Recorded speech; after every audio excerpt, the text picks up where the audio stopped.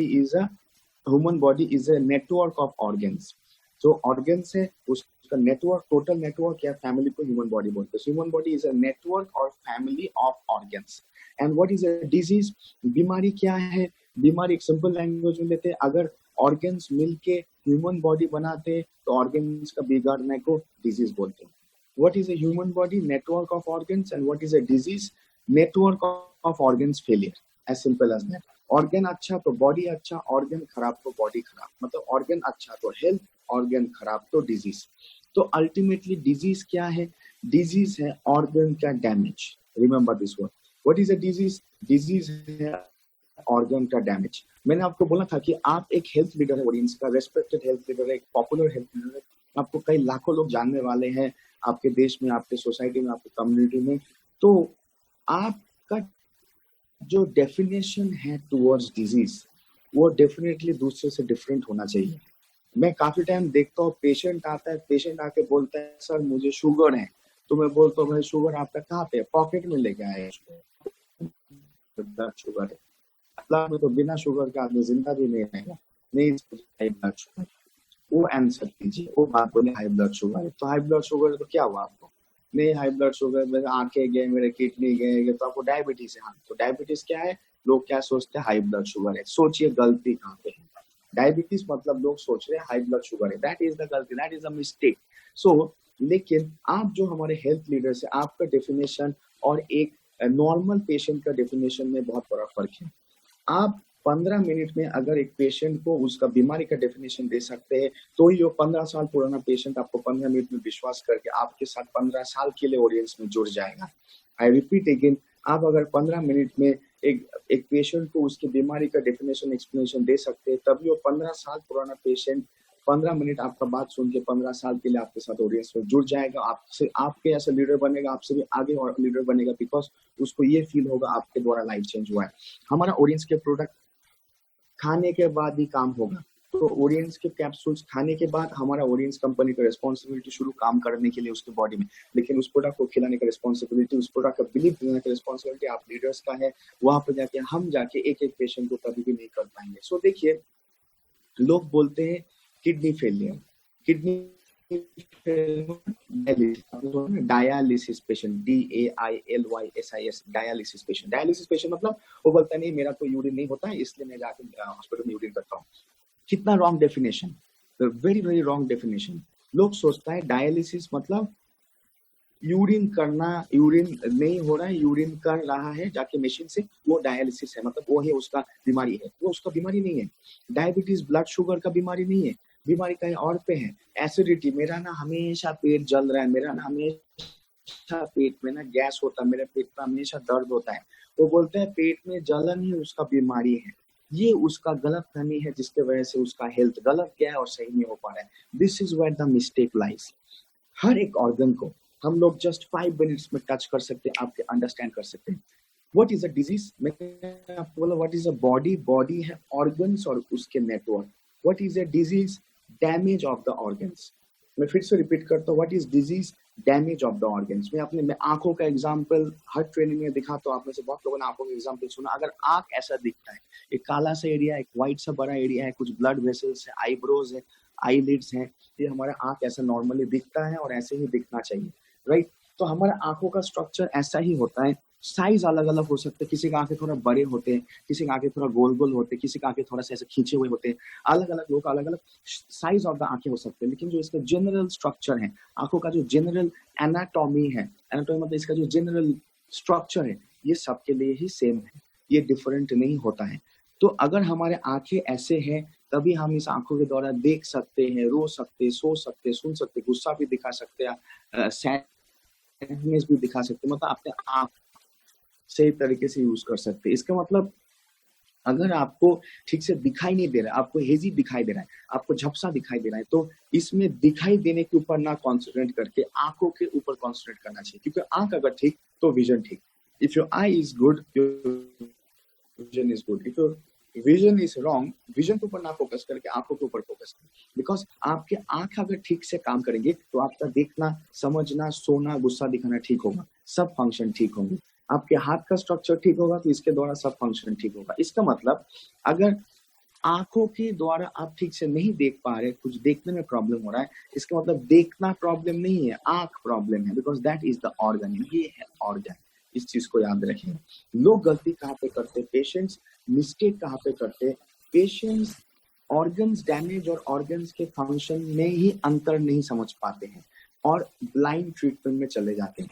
I'll give you example of the heart। हमारा body का सबसे active organ, most important organ, heart रुक गया तो सब कुछ रुक गया। तो ऐसे एग्जांपल लीजिए, हार्ट है, बीट कर टिक टिक टिक टिक टिक करके हार्ट बीट कर रहा है, तो हार्ट का तो बहुत सारा फंक्शन होता है बॉडी में, तरह तरह फंक्शन होते हैं, blood pressure control, cholesterol control, हमारे पूरे इलेक्ट्रोलाइट बैलेंस कंट्रोल, हमारा ब्लड सर्कुलेशन को ठीक से चलाना, एवरीथिंग हार्ट कंट्रोल करते हैं।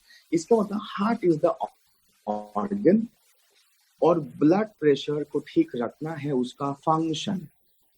मैं फिर से रिपीट कर रहा हूँ, हार्ट है ऑर्गन और ब्लड प्रेशर को ठीक रखना है हार्ट का फंक्शन। तो दोस्तों इसमें कंफ्यूज नहीं हुई, हार्ट ऑर्गन है और ब्लड प्रेशर को ठीक करना या ब्लड प्रेशर को ठीक रखना उसका फंक्शन है। So heart is the organ, blood pressure is the function. मैं फिर से रिपीट कर रहा हूँ, हार्ट अगर ठीक है ब्लड प्रेशर ठीक रहेगा, हार्ट का फंक्शन है ब्लड प्रेशर ठीक रखना, कोलेस्ट्रॉल बैलेंस ठीक रखना, ब्लड सर्कुलेशन ठीक रखना, एवरीथिंग को ठीक रखना। तो हार्ट इज द ऑर्गन और ब्लड प्रेशर है उसका फंक्शन। तो अगर एक पेशेंट में ब्लड प्रेशर का गड़बड़ी दिख रहा है, आपको ब्लड प्रेशर का प्रॉब्लम दिख रहा है, तो आपको एक ही मिनट में समझना है प्रॉब्लम उसका ब्लड प्रेशर में है, ठीक है, समझ में आया। लेकिन ब्लड प्रेशर को कौन चलाता है, ब्लड प्रेशर को कौन कंट्रोल करता है, ब्लड प्रेशर किसका फंक्शन है, बोलते हैं ब्लड प्रेशर किसका फंक्शन है, ब्लड प्रेशर किसका फंक्शन है, हार्ट का। इसका मतलब अगर उसका हार्ट ठीक से फंक्शन कर रहा था तो उसका ब्लड प्रेशर भी ठीक से चलता था। अगर उसका ब्लड प्रेशर ठीक से नहीं चल रहा है, इसका एक ही कारण है कि उसका हार्ट ठीक से नहीं चल रहा है। तो अगर उसका ब्लड प्रेशर को लाइफ टाइम के लिए ठीक से चलाना है तो मेडिसिन देके उसके ब्लड प्रेशर को छेड़खानी करना सॉल्यूशन नहीं है। हमारे ओरिएंस न्यूट्रोस्यूटिकल्स के द्वारा ही उसके हार्ट के फंक्शन को बैक टू नॉर्मल लाना ही सॉल्यूशन है। यहाँ पे इस डिफरेंस को जिस टाइम एक पेशेंट समझ जाएगा, वो ओरिएंस समझ जाएगा, आपको समझ जाएगा। बिकॉज आप अगर जाके बोलेंगे D lipo low blood pressure ठीक हो जाएगा, तो वो बोलेगा अरे मैं तो छोटा छोटा दवाई खा के मेरा ब्लड प्रेशर ठीक है। बिकॉज हमारा डी लिपो जाके ब्लड प्रेशर को डाउन नहीं करता है, डी लिपो जाके कोलेस्ट्रॉल को भी नहीं ढूंढता, कहाँ है रे कोलेस्ट्रॉल तो आजा बोलते नहीं। हमारा डी लिपो जाके हार्ट और हार्ट का जो पंपिंग, हार्ट का जो डिफेक्ट है, हार्ट के ऊपर काम करता है। हमारा डी लिपो जाके 100% कंसंट्रेशन, फोकस, अटेंशन देता है ओनली हार्ट को, ताकि हार्ट अगर 50% पे काम कर रहा है तो वो 100% में बैक काम करने लगे। जिस टाइम वो हमारा हार्ट 100% बैक में काम करने लगेगा, उस टाइम ही आपका ब्लड प्रेशर 100% कंट्रोल में आ जाएगा, आपका कोलेस्ट्रॉल 100% कंट्रोल में आ जाएगा। आपको बाहर से मेडिसिन खा के ब्लड प्रेशर और कोलेस्ट्रॉल को डाउन नहीं करना होगा, जो पेशेंट कर करके बैठे हैं। आप कोई भी पेशेंट को पूछिए, आप कोई भी पेशेंट को देखिए, 10 साल 15 साल ब्लड प्रेशर का मेडिसिन, कोलेस्ट्रॉल का मेडिसिन, ब्लड शुगर का मेडिसिन, इंसुलिन के इंजेक्शन ले लेके जिंदा रह रहे। कभी उनको अपने मेडिसिन छोड़ते हुए देखा है, कभी उनको आपने ठीक होते हुए देखा, उनका हालत बिगड़ते हुए देखा होगा, सुधरते हुए नहीं दिखा होगा, सुधर ही नहीं सकता उसका हालत, क्योंकि उस पेशेंट का प्रॉब्लम जहाँ पे है उस पे फोकस ना करके कुछ और चीज पे फोकस किया जा रहा है। मैं हमेशा एक सिंपल एग्जांपल में विश्वास करता हूँ, इसलिए मैं इस एग्जांपल को देता हूँ। अगर आपने आपके बगीचे में पेड़ लगाया, आपने सोचा मैंने बगीचे में आम का पेड़ लगाया, मेरा एक बड़ा सा बगीचा है, मैंने आम का पेड़ लगाया आम आने के लिए। तो अपने बगीचे में पेड़ लगाया, पेड़ का जड़ को लगाया, पेड़ बड़ा हुआ, आम निकला।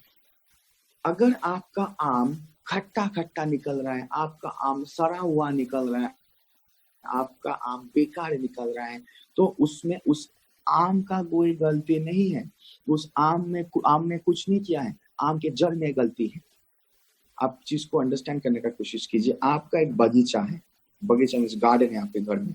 नेपाल में बहुत लोगों के घर में गार्डन सोचे, तो सोचे आपके घर में गार्डन है, बगीचा है, वहां पे आपने सोचे मैं आम का पेड़ लगा तो मैंगो ट्री लगाता और आएगा तो मैंगो मैं खाऊंगा, बहुत सारे दोस्तों को गिफ्ट में दूंगा, इवन मैं बेचूंगा, मेरे लोगों को दूंगा, मैं खुद खाऊंगा, फैमिली को खिलाऊंगा। तो आपने क्या किया, एक आम का जड़ लगाया, सीड लिया, आम का एक बीज लिया, उसको लगाया, उसको पाल पोसा, उसको बड़ा किया। जब आम का आने का टाइम आ गया तो आप देख रहे आम सब खट्टा सा है, बेकार सा है, सड़ा सा है, एक उन्हें खुद भी खाने का लायक नहीं, किसी को खिलाने का लायक वो आम नहीं है। तो आपको ये आम के ऊपर गुस्सा ना दिखा के ये आम बेकार है, या उस आम के अंदर शुगर के इंजेक्शन ना डाल के मीठा बनाने के लिए आपको आम के ऊपर नजर ना डाल के आपका नजर जाना चाहिए आम के जड़ के ऊपर, आम के पेड़ के जड़ के ऊपर, क्योंकि आपका आम का पेड़ के जड़ में ही कुछ प्रॉब्लम था बोल के उस जड़ ने जो आम बनाया वो आपका जहरीला बना, वो आपका खट्टा बना, बेकार बना, बकवास बना। इसका मतलब प्रॉब्लम उस आम में ही है, रियल प्रॉब्लम उस आम के जड़ में है। आप अगर एक आम का उस आम में शुगर का इंजेक्शन डाल के, कुछ फ्लेवर का इंजेक्शन डाल के उसको मीठा बना के आज तो खा लेंगे, किसको खिला देंगे, नेक्स्ट सीजन में फिर से आप वैसे ही जड़ लगाएंगे तो फिर से खट्टा आम, बकवास वाला आम निकलेगा। इसका क्या मतलब हुआ, प्रॉब्लम उस फ्रूट में नहीं है, प्रॉब्लम उसके रूट में है। आई रिपीट अगेन, प्रॉब्लम उसके फ्रूट में नहीं है, प्रॉब्लम उसके रूट में है। If you want a good fruit, don't think about the fruit, think about the root. जब रूट सही होगा तो फ्रूट सही निकलेगा ही निकलेगा, जब रूट गलत होगा फ्रूट गलत निकलना ही निकलना है। तो यहाँ पे रूट है आपका हार्ट, रूट है ब्लड प्रेशर, रूट है आपका हार्ट, फ्रूट है कोलेस्ट्रॉल, रूट है आपका पैंक्रियास, फ्रूट है आपका इंसुलिन एंड ब्लड शुगर। तो अगर पैंक्रियास किसी का ठीक हो, पैंक्रियास का पावर ठीक हो, पैंक्रियास का वर्क ठीक हो, इंसुलिन ठीक होना ही होना है, ब्लड शुगर ठीक रहना है, ना इंसुलिन बिगड़ेगा ना ब्लड शुगर बिगड़ेगा। बाहर से इंसुलिन इंजेक्शन लेना सोल्यूशन नहीं है, क्योंकि बाहर से इंसुलिन इंजेक्शन लेना मतलब आम में बाहर से शुगर का इंजेक्शन देना। एक में शुगर का इंजेक्शन देंगे, दूसरे में देंगे, इस साल देंगे, नेक्स्ट साल क्या करेंगे, फिर से शुगर के इंजेक्शन डालेंगे, नेक्स्ट सीजन में फिर से शुगर के इंजेक्शन डालेंगे, कितना डालेंगे, तो वो आम को खाना ही बेकार हो गया। तो मैं कुछ इस तरीके से आपको समझा रहा हूँ, इस तरह से मैं भी इस चीज को समझता हूँ कि अगर एक प्रॉब्लम के जड़ में जाके ट्रीटमेंट किया जाए तो प्रॉब्लम जड़ से हटेगा, अगर प्रॉब्लम को ऊपर से ट्रीटमेंट किया जाएगा जड़ से नहीं हटेगा। तो जड़ of the disease, the root of the disease कहाँ पे है, ये पेशेंट को समझाना है। आप अभी समझ रहे हैं पेशेंट को, अपने तरीके से आपको वही समझाना है कि आप जो बीमार है इतने सालों से, आप जो इस प्रॉब्लम में इतने सालों तक है वो क्यों है, आपका क्यों डायबिटीज आपको छोड़ के नहीं जा रहा है, आपका क्यों ब्लड शुगर प्रॉब्लम आपको छोड़ के नहीं जा रहा है, आपका क्यों ब्लड प्रेशर प्रॉब्लम आपको छोड़ के नहीं जा रहा है, क्यों नहीं छोड़ के जा रहा है, क्योंकि उससे छुटकारा पाने के लिए जो करना है आप वो कर ही नहीं रहे। आप ब्लड प्रेशर का मेडिसिन खा के ब्लड प्रेशर तो दबा देंगे, है ना, क्या बोलते, blood sugar, high blood sugar के मेडिसिन खा के हाई ब्लड शुगर को तो दबा देंगे, लेकिन जो पैंक्रियास दबा हुआ है अगर उसको नहीं उठाएंगे तो कहाँ से ब्लड शुगर ठीक होगा। सो आपका जो अप्रोच होना चाहिए, इसलिए मैंने आपको बोला था ये वर्ड पोस्ट कोरोना अप्रोच, आपका जो अप्रोच होना चाहिए कोरोना के इस लॉकडाउन जाने के बाद वो किसी से भी अलग होगा, क्योंकि कोई भी हो सकता है। वेलनेस इंडस्ट्री में बहुत सारे लोग काम करते हैं, बहुत सारे लोग ये अप्रोच रखेंगे कि बहुत सारे लोग ये सोचेंगे कि मैं कितना प्रोडक्ट सेल करूंगा इस क्राइसिस से निकलने के लिए, लेकिन मैं आपको एडवाइस दूंगा कितना प्रोडक्ट आप सेल करेंगे इस क्राइसिस से निकलने के लिए, वो ना सोच के कितने लोगों तक क्राइसिस क्यों है, हेल्थ क्राइसिस क्यों है, कैसे बाहर निकलना है हेल्थ क्राइसिस से, उसका नॉलेज का डिस्ट्रीब्यूशन के ऊपर, प्रोडक्ट का डिस्ट्रीब्यूशन के ऊपर बाद में ध्यान दीजिए, आपके नॉलेज के डिस्ट्रीब्यूशन के ऊपर, नॉलेज का डेवलपमेंट और नॉलेज का डिस्ट्रीब्यूशन के ऊपर ध्यान देंगे तो प्रोडक्ट ऑटोमेटिक डिस्ट्रीब्यूट होगा और आपका बिजनेस ऑटोमेटिक डेवलप होगा। ये एक ऑटोमेटिक प्रोसेस हो जाएगा। आजकल दुनिया में मैनुअल वॉशिंग मशीन यूज करना कोई नहीं पसंद करता, ऑटोमेटिक वॉशिंग मशीन यूज नहीं करना पसंद करता है। तो आपको बोलूंगा नॉलेज को आप मैनुअली दीजिए, बिजनेस आपका ऑटोमेटिकली होगा, ऑटोमेटिक वॉशिंग मशीन जैसा आपका सक्सेस बाहर निकल के आएगा। बिकॉज नॉलेज का कमी ही डिजीज है। लोगों का डिजीज, बीमार आदमी is having no knowledge about his health. Healthy आदमी अगर बीमार हो गया, बीमारी से बाहर नहीं आना जस्ट बिकॉज उसके पास हेल्थ का नॉलेज नहीं, he is not serious about his health. पैसा तो खर्चा करे, टाइम तो दे रहे, डॉक्टर के पास जा रहा है, बट उसको जो करना चाहता है वो नहीं करना है। जब तक आप उसको वो नहीं कराएंगे तब तक उसका हेल्थ ठीक नहीं होगा। सो इन अ सिंपल वर्ड्स, मैंने बोला ना वन बाय वन ऑर्गन को थोड़ा थोड़ा छूते जाऊंगा। बॉडी के जितना भी सिस्टम्स हैं, जितना भी हमारे बॉडी का ऑर्गन से, वो सब अलग अलग डिपार्टमेंट है, अलग अलग डिपार्टमेंट काम अलग अलग करता है। तरीका उनका काफी हद तक सेम है, बस काम अलग अलग है। तरीका क्या सेम है, हर एक ऑर्गन एक दूसरे को सपोर्ट करने का काम करता है। जब तक एक ऑर्गन दूसरे को सपोर्ट नहीं करेगा दूसरा बेचारा नहीं जिएगा, दूसरा तीसरे को सपोर्ट नहीं करेगा तीसरा नहीं जिएगा। तो अगर मैंने बोला था ना, what is a human body, network of organs. So what is a disease, damage of the organs and the network. ये यह ऑर्गन है, ऑर्गन का नेटवर्क बनते बनते हमारा ह्यूमन बॉडी बना। तो यहाँ पे अगर एक डैमेज हो रहा है, पूरा ऑर्गन के नेटवर्क में डैमेज हुआ, मतलब हम लोग डैमेज हो गए, हम लोग डिजीज हो गए, जो आप डायबिटीज पेशेंट में देखते हैं, जो आप हार्ट पेशेंट्स में देखते हैं, जो आप बहुत सारे टाइप के पेशेंट्स में देखते हैं।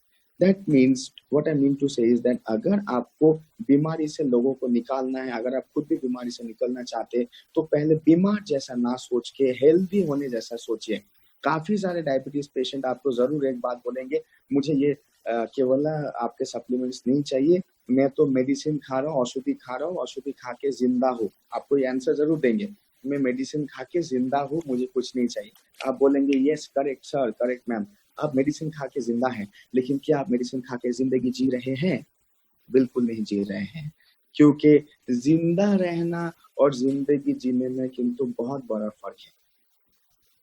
जिंदा रहना और जिंदगी जीने में आसमान और जमीन का फर्क है। बिकॉज जिंदा कोई भी रहता है, लेकिन जिंदगी कोई लोग जीते हैं। रोड में जो भिखारी भिक्का कर रहे हैं, दे दो भाई 5 रुपए 10 रुपए, वो भी जिंदा है। जो BMW लेके घूम रहे हैं, आप BMW लेके ओरियन से घूमना चाहते हैं, वो जिंदगी जीना है।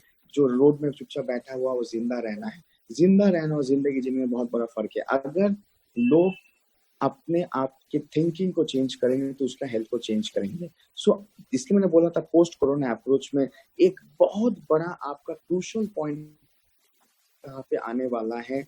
लोगों का एडुकेटिंग सिस्टम को, लोगों को अवेयरनेस सिस्टम को, लोगों का माइंड का ये सिस्टम में ऑल्टरेशन लाना। जब इस सिस्टम में आप ऑल्टरेशन लाएंगे ना, बॉडी में हर जगह ऑल्टरेशन आएगा। याद रखिए, हमारा बॉडी का जो हेड ऑफिस है वो ब्रेन है। ब्रेन जो सोचेगा, ब्रेन जो चाहेगा, बॉडी वो करेगा।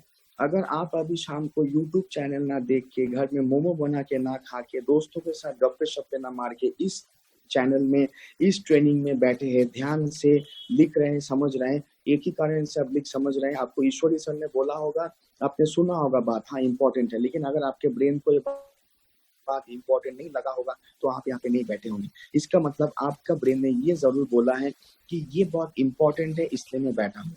सो इसका मतलब है कि अगर ये इंपॉर्टेंट है इसलिए आप बैठे हैं, ये आपका ब्रेन ने आपके आंख को सतेज किया, आपका आपको अलर्ट रखा, कान को अलर्ट रखा, हाथ पे अलर्ट रखा लिखने के लिए।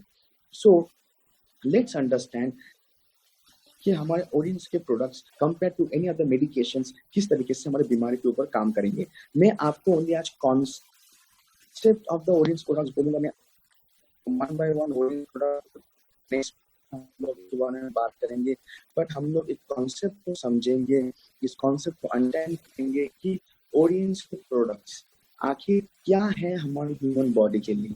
देखिए, मैं काफी टाइम एक डेफिनेशन देता हूँ लोगों के समझने के लिए, लोगों के अंडरस्टैंडिंग के लिए कि व्हाट इज अवर ओरियंस प्रोडक्ट्स, ओरियंस के प्रोडक्ट्स का वर्किंग क्या, ओरियंस के प्रोडक्ट का डेफिनेशन क्या है, इजी वे में क्यों ओरियंस प्रोडक्ट्स लोगों को चाहिए। देखिए, जैसे एक फैक्ट्री में मजदूर होते हैं, हर एक फैक्ट्री में होता है कौन है? मजदूर।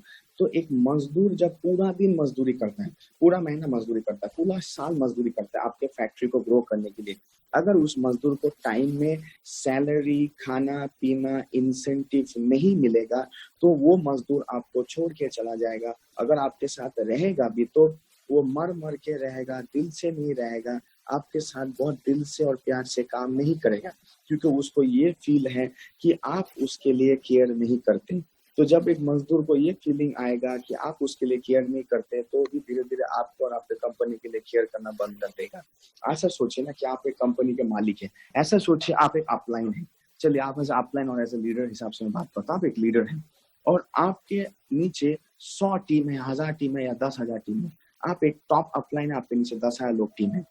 आपकी टीम को ये फीलिंग होता है कि मेरा अपलाइन के लिए हम लोग बहुत कुछ करते हैं, उनको भी ग्रो करने के लिए हम बहुत कुछ करते हैं, लेकिन हमारा अपलाइन हमारे लिए सोचता भी नहीं है, हमारा अपलाइन हमारे लिए केयर भी नहीं करता है। हमारा अपलाइन हमें एक बार हेलो हाउ आर यू भी नहीं बोलता है, एक नमस्कार भी नहीं बोलते, गिफ्ट भी नहीं देता है, कभी मिलता भी नहीं है, अप्रिशिएट भी नहीं करता है। तो अगर आपके डाउनलाइंस को ये लगने लगा कि उसका अपलाइन उसको बिल्कुल केयर नहीं करता है, उसके लिए कोई अप्रिसिएशन नहीं रखता, उसके लिए कोई वैल्यू नहीं देता है, तो आपके डाउनलाइंस क्या करेंगे पता है? वो फिर बस नाम के डाउनलाइंस बन के रह जाएंगे, काम के डाउनलाइंस नहीं रहेंगे। वो काम के डाउनलाइंस थे बोल के आपका पोजीशन और अचीवमेंट हुआ। जिस दिन उनको फीलिंग होगा कि उनका कोई वैल्यू नहीं है आपके पास, उनको वैल्यू नहीं दिया जा रहा है, उनको प्यार इज्जत मोहब्बत नहीं दिया जा रहा है, उनको सही से ट्रीट नहीं किया जा रहा है, वो नाम के डाउनलाइन बन के रह जाएंगे सॉफ्टवेयर में, काम के डाउनलाइन नहीं बनेंगे, मतलब वो आपके साथ काम नहीं करेंगे। हो सकता है आपके मुंह पे आके कुछ ना बोले, लेकिन पीछे से वो लोग चुपचाप साइड हो जाएंगे, आपके साथ ठीक से काम नहीं करेंगे। इसका मतलब आप अगर ऐसा सोचे कि आप अपलाइन अपने से 100 डाउनलाइन से, if you know them only you can take care of them. मैं फिर से रिपीट करता हूँ, if you know your downline then only you can take care of your downline. That means अगर आपके नीचे 100 टीम है, 1000 टीम है, अगर आप एक एक को जानते हैं, ये इसका नाम है, इसका घर यहाँ पे है, ये ऐसा काम करता है, ये 7 डायमंड है, 6 डायमंड है, GP है, 1D है, 2D है, ये इसका ये कमजोरी है, इसका ये ताकत है, ये कौन किस में अच्छा है, कौन किस में अच्छा नहीं है। अगर आप अपने डाउनलाइंस को अच्छे से जानते हैं, अच्छे से स्टडी करते हैं, तभी जाके आप अपने डाउनलाइंस को टेक केयर कर सकते हैं। अगर आप डाउनलाइन को मिले और डाउनलाइन आपको बोला मैडम आपने मुझे पहचाना, आपने बोला आई डोंट नो यू, लेकिन वो सोचेगा अरे मैं इसके लिए इतना कुछ किया है, वो बोलता आई डोंट नो यू, तो इसका मतलब वो आपको छोड़ के चला जाएगा। इसका मतलब जब तक आप अपने डाउनलाइंस को ठीक से नहीं जानेंगे, डाउनलाइंस को कभी भी ऊपर नहीं उठा पाएंगे, डाउनलाइंस को कभी भी ग्रो नहीं कर पाएंगे, डाउनलाइंस का दिल कभी भी जीत नहीं पाएंगे। एक दिन डाउनलाइंस आपको छोड़ के चले जाएंगे, रहेंगे भी तो काम नहीं करेंगे। तो सेम वो ऐसा सोचिए, आप अपलाइन है और आपके ऑर्गन सब आपके डाउनलाइन है, जो आपके लिए काम करते हैं, आपके ग्रोथ के लिए काम करते हैं। रिपीट अगेन, जैसे आपके ऑडियंस के नेटवर्क में आप अपलाइन है, आपके नीचे इतने सारे डाउनलाइंस हैं, सेम वो ऐसा सोचिए ह्यूमन बॉडी में आप अपलाइन है और आपके अंदर बॉडी के अंदर जितने भी ऑर्गन्स है, ये सब आपके डाउनलाइन है। अपने डाउनलाइन को अगर प्यार, रिस्पेक्ट, इज्जत, मोहब्बत, ट्रीटमेंट ठीक देंगे, तो ही आपके डाउनलाइंस आपके लिए अच्छे से काम करेंगे, आपको फर्दर ग्रो करेंगे। फर्दर ग्रो मतलब ये नहीं कि आपका हाइट अभी 10 फीट हो जाएगा, बॉडी इतना बड़ा रावण जैसे 10 माथा आ जाएगा, मैं वो वाला ग्रोथ का नहीं बोल रहा हूँ। ग्रोथ इन योर लाइफ देंगे। एक धजा हुआ लीवर से आदमी बहुत कुछ लाइफ में नहीं कर सकता, एक बिगड़ा हुआ पैंक्रियास से वो बहुत दूर भाग नहीं सकता है, राइट। एक जो हाथ पैर ठीक से नहीं चल रहा है, घुटनों में प्रॉब्लम लेके वो ज्यादा मीटिंग्स नहीं कर सकता, लोग उसको विश्वास नहीं करेंगे। तो कभी भी एक बीमार आदमी जो रियली बीमार होकर बैठा है, उसके लिए लाइफ में सक्सेसफुल होना एक बहुत बड़ा डिफिकल्टी है। अगर उसके माँ बाप से उसको कई सौ करोड़ मिल गया अलग बात है, लेकिन खुद अपने पैरों पे खड़ा होकर बहुत कुछ करना उसके लिए बहुत डिफिकल्ट हो जाएगा। बिकॉज जिसके पास हेल्थ नहीं है, जिसके पास हेल्थ का प्रॉब्लम है, उसके पास मोटिवेशन फैक्टर नहीं होता है, क्योंकि वो भागेगा कैसे, वो दौड़ेगा कैसे, उसका तो चिंता दूसरा है। हम लोग क्या चिंता कर रहे हैं एज ए लीडर्स कि मैं कल क्या करूंगा, कल अपने आप को और बेटर कैसे करूंगा, कल मैं क्या एक्टिविटी करूंगा ताकि मैं 1% ग्रो हूँ। अब हर कोई लीडर ये सोचते कि आज जो 15 तारीख का डेट है, मैं 16 तारीख ऐसा क्या करूं ताकि मैं 1% ज्यादा ग्रो हो जाऊं। आपका चिंता वहां पे है, मैं नेक्स्ट महीने कैसे काम करूं ताकि मैं नेक्स्ट महीने इस महीने से ज्यादा आगे रहूं, ये आपका चिंता है। लेकिन अनफॉर्चुनेटली दोस्तों की प्रॉब्लम क्या है, पेशेंट ये सोच रहा है अभी तो मैं जिंदा हूँ, नेक्स्ट घंटे जिंदा रहूंगा कि नहीं रहूंगा, नेक्स्ट घंटे मुझे स्ट्रोक तो नहीं आ जाएगा, मुझे अटैक तो नहीं आ जाएगा, है ना, मुझे पैरालिसिस तो नहीं आ जाएगा, मैं गिर तो नहीं जाऊंगा। तो किसी का दिमाग में अगर ये चिंता होके बैठा है कि वो अगले घंटा जिंदा रहेगा कि नहीं, कल सुबह बिस्तर से जिंदा उठेगा कि नहीं, या उसको उठा के लेके जाएंगे शमशान घाट, अगर किसके दिलों में दिमाग में ये चिंता हमेशा रहेगा, वो कहाँ से बड़ा काम कर लेगा। यही बात तो आपको पेशेंट को बोलना है कि why that patient is a patient, because he don't have the knowledge, you have to give the knowledge. So जैसे मैं बैक टू ऑर्गन्स के टॉपिक में आता हूँ, हर एक बीमारी को समझना ओनली 5 मिनट्स का काम है। मैं सबसे सिंपल बीमारी को समझाता हूँ जो इंडिया और नेपाल में बहुत सारे लोगों को है और बहुत सारे लोग उससे बाहर नहीं निकल पाते हैं। उसको बोलते हैं डाइजेस्टिव प्रॉब्लम्स और डाइजेस्टिव डिजीज, मतलब पाचन का प्रॉब्लम। क्योंकि हम लोग का स्पाइसी खाने का तो एक ट्रेंड है, खाना जब तक स्पाइसी नहीं बनेगा, तेल जब तक उसके ऊपर स्विमिंग नहीं करेगा चिकन करी के ऊपर, तब तक तो खाना तो टेस्ट तो लगता नहीं है। लेकिन हम हेल्थ लीडर्स को खाना नहीं चाहिए, but general Indian Nepal culture में ये खाना लोग ऐसे खाते जब तक ऑयल स्विमिंग नहीं कर रहे हैं ना चिकन करी के ऊपर, तब तक वो चिकन करी नहीं है। देखिए क्या होता है, लोग हमेशा बोलते हैं Asian culture, Indian, Nepali, Pakistan, Bangladesh जो कॉमन कंट्रीज है, कॉमन ईटिंग कल्चर है, लोग क्या बोलते हैं अरे इनके देशों में पेट का प्रॉब्लम है। लेकिन असली में सच बोलूं तो प्रॉब्लम पेट में नहीं है, प्रॉब्लम कई और जगह में, प्रॉब्लम है जीभ में, टंग में। क्योंकि हमारे प्रॉब्लम हम हमारे कल्चर में प्रॉब्लम क्या है, हमारे जीभ को चाहिए चटपटा, चटपटा खाने के बाद पेट हो जाता है छटपटा। तो बेचारा पेट का कहाँ से गलती आया, फिर बदमाश तो हमारा जीभ है जिसको चटपटा चटपटा चाहिए, जिसकी वजह से पेट छटपटा हो जाता है। तो छटपटा पेट मतलब डाइजेस्टिव डिजीज क्या है। आप नेपाल में या इंडिया में हर 10 आदमी में से आपको 3 से 4 आदमी मिलेगा जो बोलता है मुझे एसिडिटी है, खाने के पेट में जलन होता है, गैस होता है, खाने के बाद या तो टॉयलेट भागना पड़ता है या कुछ भी खाने से भी टॉयलेट नहीं आता है, ढकार आता है। यस, लोग खाना खाने के बाद ढकार इतना जोर से ले रहे जैसे कहाँ पे एक भूकंप हुआ है, राइट। मैंने ढकार इतना जोर से करके ऐसा ले रहे जैसे जब नेपाल में 2015 में भूकंप आया तो उस टाइप का भूकंप आया है, कुछ इस टाइप का ढकार लोग ले रहे हैं। ये जो ढकार इतना जोर से ले रहे हैं ये भी तो एक डाइजेस्टिव डिजीज है। ये डाइजेस्टिव डिजीज मतलब क्या है, ढकार का मतलब तो ढकार लेगा ना, तो नेक्स्ट टाइम बोलना ढकार मतलब आप मुंह से ले रहे हैं लेकिन आपका पेट रो रहा है कि वो प्रॉब्लम में है इसलिए आपको ढकार मुंह से आ रहा है। सो ढकार लेना मतलब जोर से ढकार लेना मतलब पेट बेचारा चिल्ला रहा है मुझे बचाओ मुझे बचाओ मुझे बचाओ, लेकिन जो ढकार ले रहा है उसको तो बहुत मजा आ रहा है करके ऐसे ढक्का लेने में, उसको बहुत एंटरटेनिंग लग रहा है चीज। सो आप हमारे देश में 10 में से 3 से 4 आदमी को एसिडिटी के शिकार, गैस्ट्रिक प्रॉब्लम के शिकार, ढकार आने का, हिचके आने का शिकार, पेट जलने का शिकार है। आपने जरूर देखा लोग कोई एसिडिटी गैस प्रॉब्लम्स होता है वो लोग बहुत सालों तक मेडिसिन खाते हैं, जेलुसिल, रैंटैक, जिंटैक, ओमेस, इनो, पेंटाप्राजोल, इजोम, क्या क्या मेडिसिन वो लोग खाते हैं। पूरा टाइम मेडिसिन खा खा के वो लोग खाने से पहले मेडिसिन, खाने के बाद भी मेडिसिन ताकि पेट ना जले। लेकिन लोग क्या बोलते हैं, मुझे एसिडिटी है। पेशेंट क्या बोलता है, मुझे एसिडिटी है, मुझे एसिडिटी है, मुझे एसिडिटी है।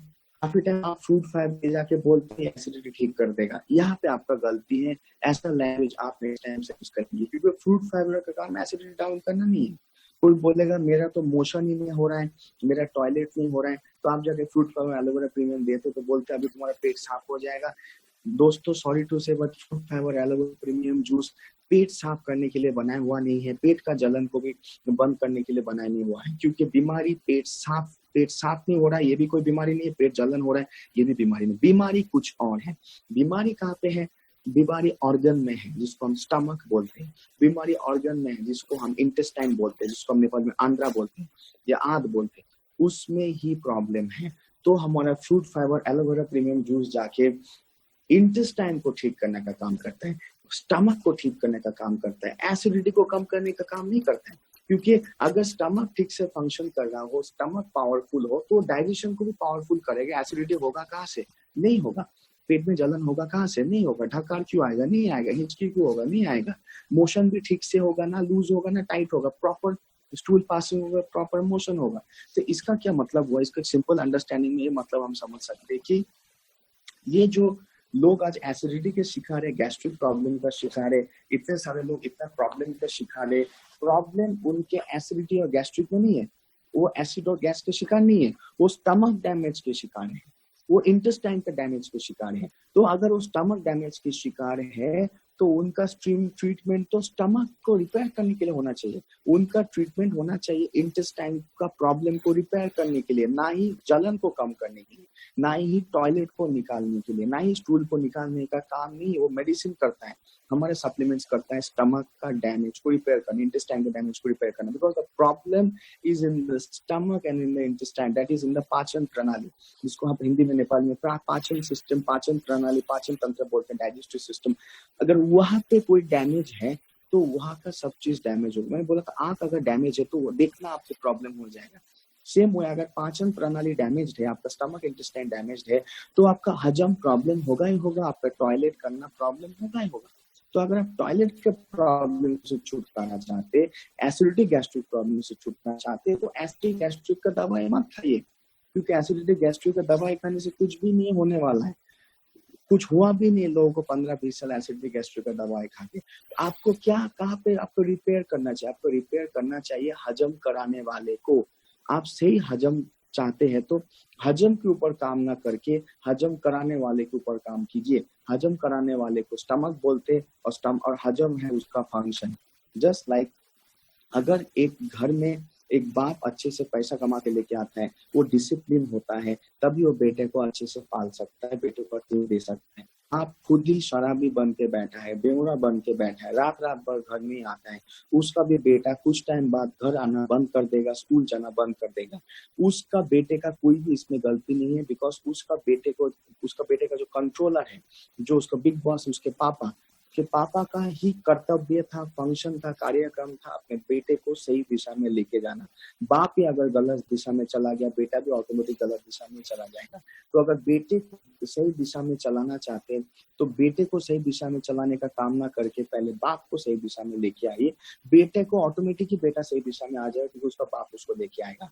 तो स्टमक है बाप, एसिडिटी है उसका बिगड़ा हुआ बेटा, तो बिगड़ा हुआ बेटे को पिटाई का काम मत कीजिए, बिगड़ा हुआ बाप को सुधारने का काम कीजिए।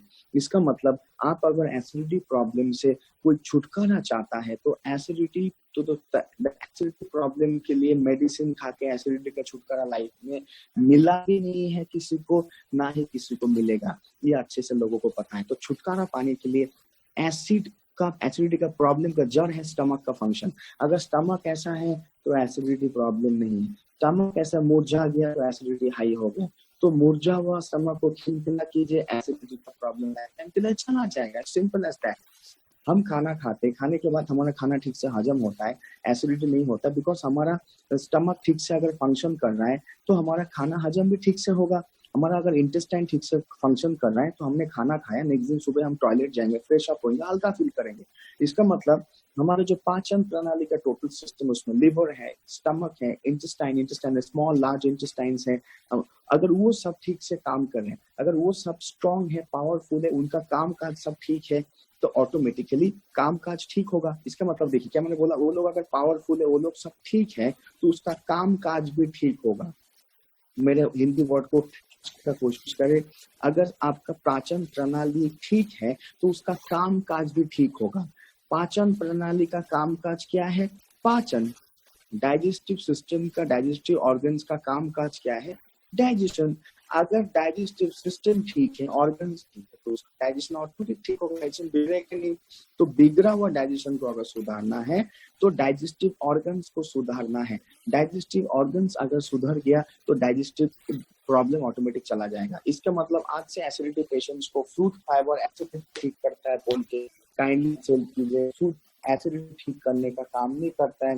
फ्रूट फाइबर स्टमक, बिगड़ा हुआ स्टमक को सुधारने का काम करता है, बिकॉज जिस टाइम बिगड़ा हुआ स्टमक सुधर जाएगा उस टाइम ऑटोमेटिकली ही एसिडिटी भी सुधर जाएगा, गैस भी सुधर जाएगा, ढकार आना भी सुधर जाएगा, भूखा मोला ढकार आना भी लोगों का बंद हो जाएगा।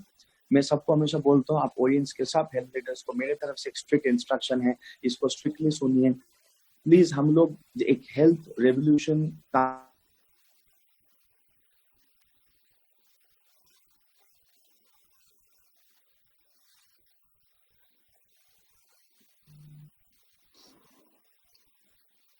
Hello, everybody. Hello, everybody.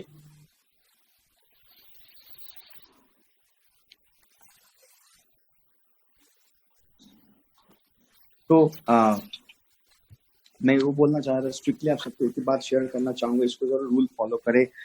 तो हम सब लोग हेल्थ लीडर्स है, हम सब लोग का हेल्थ लीडरशिप बिजनेस है, हेल्थ रेवोल्यूशन ही आपका बिजनेस है। तो काइंडली अपने आप को भी काफी टाइम पब्लिकली एक हेल्दी वे में प्रेजेंट करना बहुत इंपॉर्टेंट है दोस्तों। मैं काफी टाइम में एक चीज को देखता हूँ, काफी सारे लीडर्स जाके ओपनली करके ढकार करते हैं, है ना, हाथ काफी सारे इनडिसिप्लिन काम करते हैं। तो मैं जरूर इस चीज को आपको बोलना चाहूंगा, काइंडली ये हेल्दी स्टाइल ऑफ लिविंग भी रखिए, हेल्दी स्टाइल ऑफ प्रेजेंटेबिलिटी भी रखिए। जोर से ढकार मारना ओपनली, ये एक बहुत ही बैड हेल्थ एथिक्स है। मैंने वर्ड को यूज किया, बैड हेल्थ एथिक्स है। सो अगर हेल्थ एथिक्स को मेंटेन करेंगे तो एथिकली हेल्थ बिजनेस को भी आप आगे कर पाएंगे। So back to the organs topic. कोई भी डिजीज का शुरुआत होता है, तो शुरुआत है पैनक्रियास, अंत है हाई ब्लड शुगर और बॉडी के अंदर डैमेजेस, राइट। मैं फिर से बोल रहा हूँ, डायबिटीज का शुरुआत है पैनक्रियास और उसका एंड अंत है उसके ब्लड शुगर और उसके स्ट्रोक में। सो अगर जहां से बीमारी शुरुआत हुआ है वहां से अगर बीमारी को वहां से ट्रीटमेंट किया जाए तो ऑटोमेटिकली ही बीमारी वहां से ही खत्म होगा। मेरा कहने का मतलब क्या, मैं इस तरीके से हमेशा एग्जांपल देता हूँ। लेट्स से आपका एक बड़ा सा घर है, ठीक है, आपके बहुत बहुत बड़ा सा घर है, उसमें 10 कमरा है और हर कमरा में आपके कोई फैमिली मेंबर्स रहते हैं और हर कमरा में हमेशा बिजली चलता है, फैन चलता है, बिजली चलता है। लेट्स से फैन भी नहीं चलता है तो सोचिए बिजली चलता है, मतलब ये लाइट चलता है, करंट चलता है, एंड आपका हमेशा लाइटिंग है हर जगह, लाइट चल रहा है। तो मेरा आपसे एक सवाल है, अच्छे से बस सवाल को सुनने की कोशिश करेंगे कि अगर आपके घर में 10 रूम है और 10 रूम में 10 लाइट जल रहा है और आपने देखा कि लाइट एक ही शॉट में पूरा चला गया, 10 लाइट चला गया, तो आप क्या सोचेंगे कि मेरा लाइट खराब हो गया, तो आप जाके रिपेयर किया, आपके लाइट को नया लाइट लगाया, नया लाइट लगाते हुए देखा कि फिर से लाइट चला गया हर घर का। इसका मतलब आपको एक चीज समझ में आ गया कि आपके सर्किट में कुछ प्रॉब्लम है। आपका जो मेन सर्किट है, जहां से आपके सब लाइन जुड़े हुए हैं, उसमें ही कुछ प्रॉब्लम है। तो अगर आपका प्रॉब्लम सर्किट में है, आप रोज लाइट बदल बदल के कुछ भी नहीं ठीक कर पाएंगे, जितना भी लाइट लगाएंगे वही लाइट खराब होगा। तो आप अगर परमानेंट लाइट चाहते, लाइट खराबी का सोल्यूशन से छुटकारा पाना चाहते, तो रोज लाइट को ना चेंज करके, टॉर्च जला के ना बैठ के मेन सर्किट को ठीक करने का काम कीजिए। जब मेन सर्किट ठीक हो जाएगा तो मेन सर्किट ऑटोमेटिक ठीक से लाइट सब कुछ जलाएगा, लाइट का प्रॉब्लम आएगा नहीं। तो अगर पैंक्रियास मेन सर्किट है जिसकी वजह से उसका इंसुलिन ब्लड शुगर चल रहा है, वहां पे अगर गड़बड़ी है, आप उसको रोज बदल रहे हैं, उसको रोज छेड़खानी कर रहे हैं, लेकिन आपका मेन सर्किट पैंक्रियास ही खराब होकर बैठा है, तो लाइफ टाइम में कभी भी लाइट का सोल्यूशन, मतलब ब्लड शुगर का सोल्यूशन नहीं आएगा। हार्ट आपका मेन सर्किट है, उसकी वजह से ब्लड प्रेशर, कोलेस्ट्रॉल, बैलेंस सब कुछ चल रहा है। अगर हार्ट आपका बिगड़ा हुआ है, कहाँ से बाकी सब ठीक होगा? नहीं ठीक होगा। सो इसका मतलब क्या है कि आपका फोकस ट्रीटमेंट में होना चाहिए ऑर्गन्स के ऊपर, ना कि उसके फंक्शन के ऊपर। आपका फोकस होना चाहिए हार्ट के ऊपर, ना ही ब्लड प्रेशर के ऊपर। आपका फोकस होना चाहिए पैंक्रियास के ऊपर, ना ही इंसुलिन और ब्लड शुगर के ऊपर।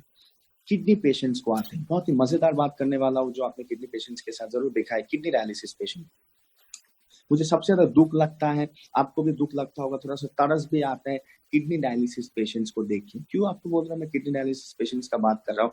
क्योंकि किडनी डायलिसिस पेशेंट का प्रॉब्लम क्या है, हमारा जो एक सुख है, होता है ना, एक सुख होता है, एक अच्छा एक फीलिंग होता है कहीं पे भी ओपनली खड़ा होकर यूरिन करना, क्योंकि इंडिया नेपाल में तो लाइसेंस है, कभी भी खड़ा होकर पेशाब कर सकते है ना, वो कोई प्रॉब्लम नहीं। यूरोप तो है नहीं कि फाइन लगा के भेज देगा, है ना, कहीं भी ओपनली खड़ा होकर पेशाब कर लिया, गाड़ी रुका के पेशाब कर दिया। बेचारा किडनी डायलिसिस पेशेंट का हाल सोचिए, पेशाब करने के लिए उसको हॉस्पिटल में अपॉइंटमेंट लेना पड़ रहा है।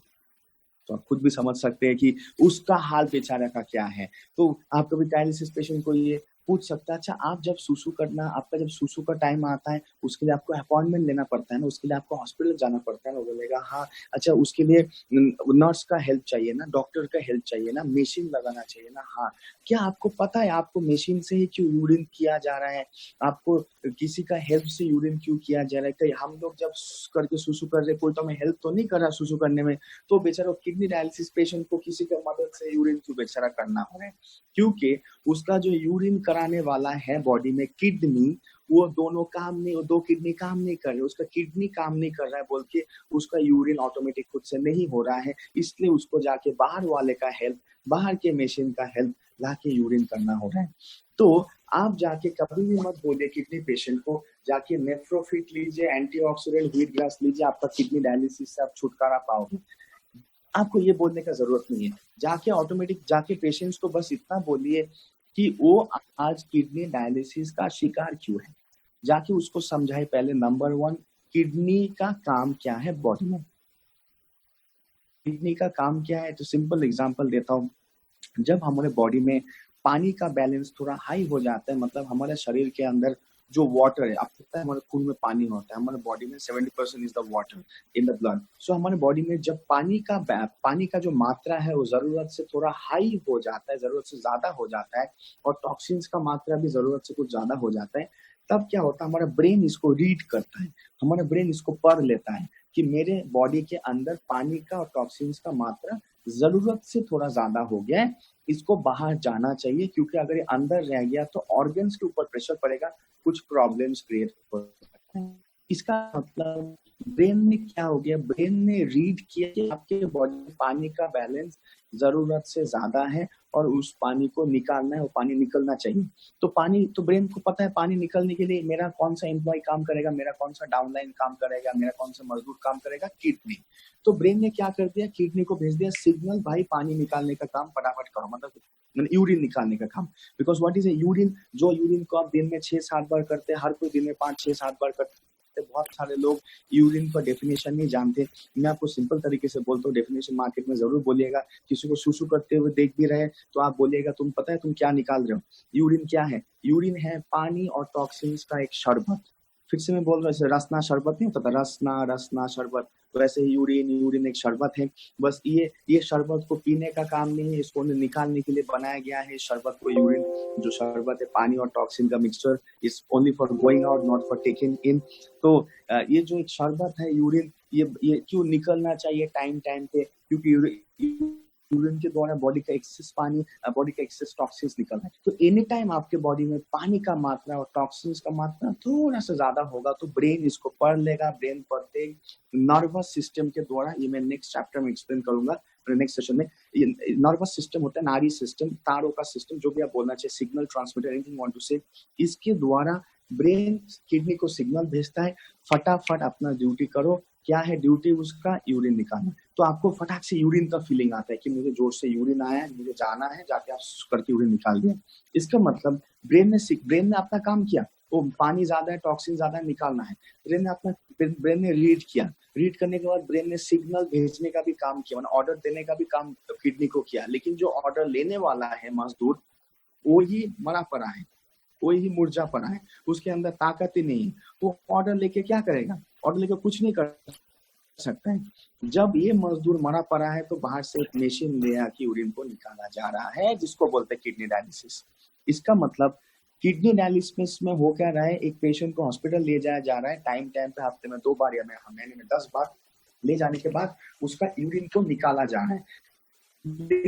पेशेंट को ये पता नहीं है, पेशेंट को समझता है उसका यूरिन में नहीं है, प्रॉब्लम उसका किडनी में है। अगर उसका किडनी ठीक से काम करता था, जो पहले करता था, अगर किडनी अभी भी उसका ठीक से काम करता था तो उसका यूरिन टाइम पे खुद से ही ठीक से बॉडी निकाल पाता था। आज अगर उसका यूरिन खुद से टाइम पे नहीं निकल पा रहा है, उसके पीछे एक ही कारण है कि उसका किडनीज का फंक्शन इतना कमजोर हो गया है। किडनीज का फंक्शन कमजोर क्यों हो गया, बिकॉज किडनी कमजोर हो गया है। Try to understand this. Kidney है ऑर्गन और उसका फंक्शन है urine. I repeat again, kidney है ऑर्गन और उसका फंक्शन है urine.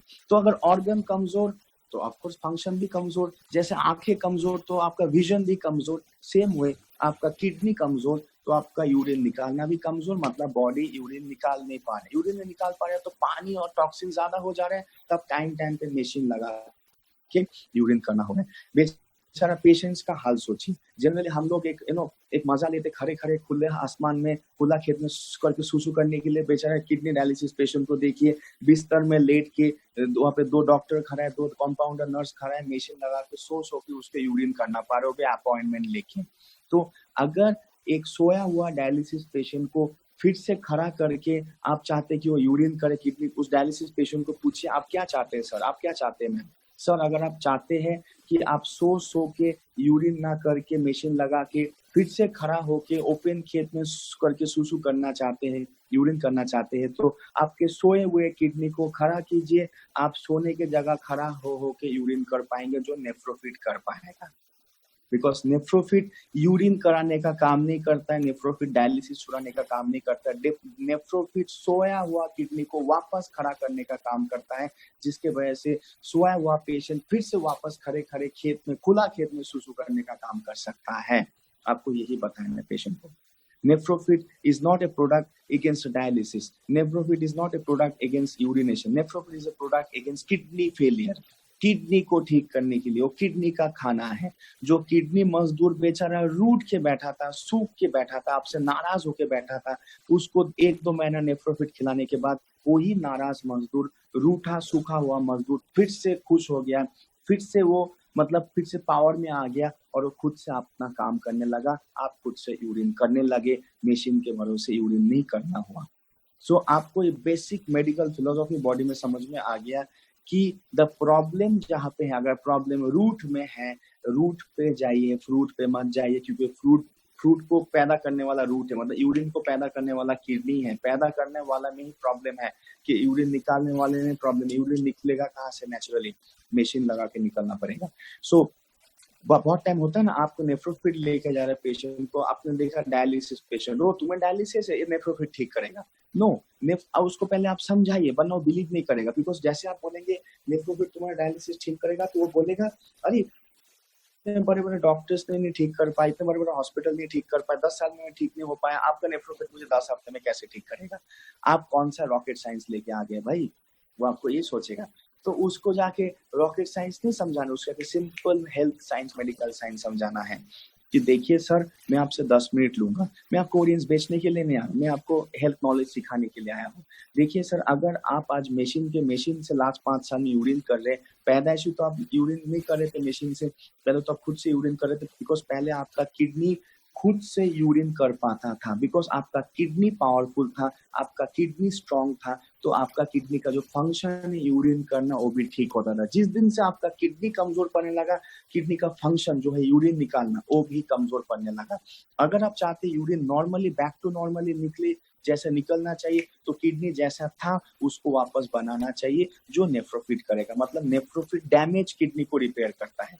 I can tell you, Nephrofit damage kidney को रिपेयर करता है। डैमेज किडनी रिपेयर होकर नॉर्मल आ जाएगा, तो किडनी का damage function back to normal आ जाएगा। किडनी का डैमेज फंक्शन मतलब यूरिन नहीं हो रहा है, किडनी का नॉर्मल फंक्शन मतलब यूरिन ठीक से हो रहा है। डैमेज किडनी को नॉर्मल बनाए, नो यूरिन से यूरिन बन जाएगा नॉर्मली। इतना सिंपल अंडरस्टैंड करना, आपको यही समझाना है। इसके लिए कभी भी बोलता हूँ, आप जाके कैसा प्रेजेंटेबिलिटी करते हो उसके ऊपर डिपेंड होता है। एक्सेप्टेबिलिटी, आई कैन रिपीट, आप कैसा प्रेजेंटेबिलिटी करते जाके पेशेंट्स को, उसके ऊपर डिपेंड होता है आपके तरफ पेशेंट्स का एक्सेप्टेबिलिटी, कैसे वो आपको एक्सेप्ट कर रहा है।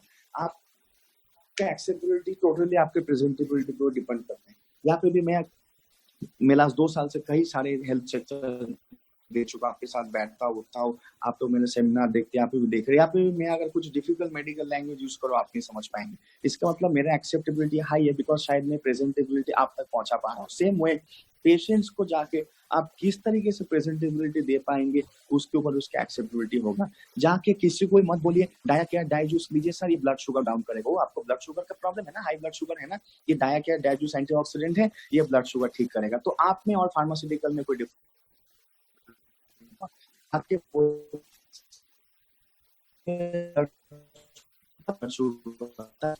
डायबिटीज आपको पता है डायबिटीज क्या है? तो डायबिटीज पेशेंट बोलेगा हाँ मुझे पता है डायबिटीज, मुझे 15 साल का डायबिटीज है, मुझे पता नहीं होगा डायबिटीज है। वो कुछ भी नहीं पता है, 15 साल से डायबिटीज पेशेंट होकर बैठा है। डायबिटीज पेशेंट बोलेगा अरे मुझे हाई ब्लड शुगर है, ये तो मेरा प्रॉब्लम है। आप बोलेगा सर बुरा मत मानिए, but I want to correct you, आपका हाई ब्लड शुगर है, ये आपका बीमारी नहीं, आपका पैंक्रियास डैमेज है, ये आपका बीमारी है। तो आपका रिपेयर पैंक्रियास होना चाहिए, आपका रिपेयर ब्लड शुगर पे नहीं होना चाहिए, बिकॉज आपका प्रॉब्लम ही पैंक्रियास पे है। तो जाके किसी को मत बोलिए ओरिएंट का डायबिटीज पैकेज मतलब डायबिटीज एंटीऑक्सीडेंट स्ट्रांग लिव, जाके आपका ब्लड शुगर को, डायबिटीज पेशेंट का ब्लड शुगर को डाउन नहीं करेगा, वो जाके डाउन वाला पैंक्रियास को बैक टू नॉर्मल में लाएगा। अगर डाउन वाला पैंक्रियास फिर से काम करने लगा तो ठीक से इंसुलिन बनाने लगा, इंसुलिन ठीक से ब्लड शुगर को ठीक करने वाला है। It's a process. 5 मिनट में डायबिटीज पेशेंट के अंदर घुस जाएंगे। जो 15 साल में नहीं घुसा पाया होगा ना, जो 15 साल में उसके दिमाग में गया होगा, 15 मिनट में वो समझ जाएगा कि सर मैडम आपका डायबिटीज को मैं समझाने के लिए आया हूँ, और डायबिटीज ठीक होने का तरीका बताने के लिए आया हूँ, मैं आपको प्रोडक्ट बेचने के लिए नहीं आया हूँ। वो बोलेगा हाँ बताइए क्या है डायबिटीज। वो तो सोचेगा आपको कुछ भी पता नहीं है, वो तो डायबिटीज पेशेंट है, मतलब उसको ही पता है, लेकिन उस बेचारे को ये पता नहीं वो पेशेंट इसलिए है बिकॉज वो यहाँ से पेशेंट है। वो पेशेंट पैंक्रियास से बाद में, वो पेशेंट यहाँ से पहले, उसका माइंड ही बीमार है, उसका थिंकिंग हेल्थ के तरफ थिंकिंग ही उसका पेशेंट जैसा है, इसलिए उसका पैंक्रियास पेशेंट जैसा बन चुका है। जाके आपको इतना ही समझाना है सर मैं आपको जस्ट एक प्रोसेस बोल रहा हूँ, जैसे हम लोग चावल खाते हैं, हम लोग चावल खाने के बाद हमारा ब्लड शुगर हाई हो जाता है नॉर्मल के ऊपर, हमारा ब्लड शुगर जैसे नॉर्मल के ऊपर हाई हो जाता है, हमारा ब्रेन इसको पढ़ लेता है, हमारा ब्रेन पढ़ने के बाद हमारा ब्रेन पैंक्रियास को सिग्नल भेजता है, इंसुलिन बनाने के लिए, तो पैंक्रियास इंसुलिन बनाता है। इंसुलिन बनाने के बाद इंसुलिन ब्लड शुगर को हाई से बैक टू नॉर्मल ला देता है। मैं फिर से रिपीट करता हूँ, ये हम सबके बॉडी में हो रहा है। आपने चावल खाए, आपने आइसक्रीम खाए, आपने कोल्ड ड्रिंक पिया, आपने रोटी कुछ भी खाया, कोई भी शुगर फूड्स आपने खाया, एनी सॉर्ट ऑफ कार्बोहाइड्रेट जिसमें ग्लूकोज होता है, आपने कुछ भी लिया, तो प्रोसेस क्या होगा, बहुत सिंपल होगा। आपका जो नॉर्मल ब्लड शुगर है वो नॉर्मल से थोड़ा ऊपर उठ जाएगा, आपका नॉर्मल ब्लड शुगर से थोड़ा हाई हो जाएगा लेवल। उसके वजह से होगा क्या, इमीडिएटली ब्रेन जो बहुत इंटेलिजेंट ऑर्गन है वो रीड करेगा कि ब्लड शुगर का जो लेवल है जरूरत से थोड़ा ज्यादा हो चुका है। जैसे ही ब्लड शुगर का लेवल जरूरत से ज्यादा हो चुका है ऐसा ब्रेन समझ जाएगा, ब्रेन इमीडिएटली सिग्नल भेजेगा कौन से लेबर को, कौन से वर्कर को, पैंक्रियास को। जैसे पानी का लेवल ज्यादा होने से किसको भेज रहा था दोस्तों, किडनी को, right. So same way sugar के लेवल ज्यादा होने पर वो किसको भेजेगा सिग्नल, पैंक्रियास को। पैंक्रियास को जैसे ब्रेन में सिग्नल भेजा, राइट, केवल जैसे पैंक्रियास ने आपके जैसे ब्रेन ने आपके पैंक्रियास को सिग्नल भेजा, पैंक्रियास को सिग्नल मिलते ही पैंक्रियास ने इंसुलिन का प्रोडक्शन किया, इंसुलिन ने ब्लड शुगर को कंट्रोल किया। नाउ प्रोसेस को समझिए, चावल खाया, ब्लड शुगर जंप हुआ, ब्रेन पे एक्टिव हुआ, ब्रेन ने सतर्क हो गया, ब्रेन ने पैंक्रियास को सिग्नल भेजा, पैंक्रियास ने इंसुलिन बनाया, इंसुलिन ने हाई शुगर को बैक टू नॉर्मल ला दिया। This is the normal process जो हो रहा है हमारे बॉडी में। या को नॉर्मल को याद है, चावल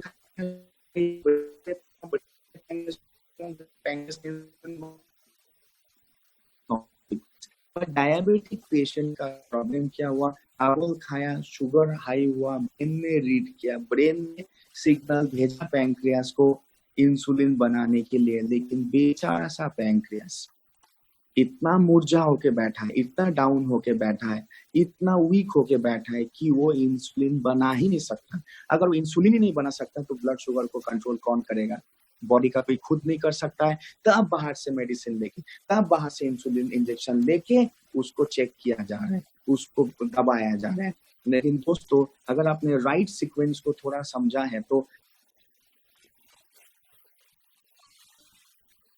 गुड मर्निङ एभ्रिवान। फेरि हाम्रो सरको आउट भयो जस्तो छ, एकैछिन। Still is still here, have patient. आज धेरैतिर पानी परिरहेछ, गडाङ भइरहेछ, त्यो भएर नेटवर्क पनि विक छ।